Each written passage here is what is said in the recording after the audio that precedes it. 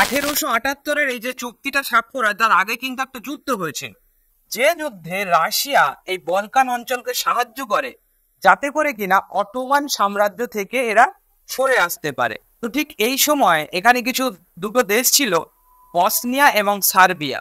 এই অস্ট্রিয়া এবং সার্বিয়া প্রায় 400 বছর ধরে কিন্তু অটোমান সাম্রাজ্য ছিল, তাই তারা চাইছিল কোনো না কোনোভাবেই স্বাধীন হবে। তো এই যে অস্ট্রো হাঙ্গেরি তাদেরকে কবজা করে নেয়, তারা ভিতরে ভিতরে রুষে উঠতে থাকে যে আমরা এইমাত্র স্বাধীন হবার চেষ্টা করলাম, আবার একজনের শাসনে চলে গেলাম।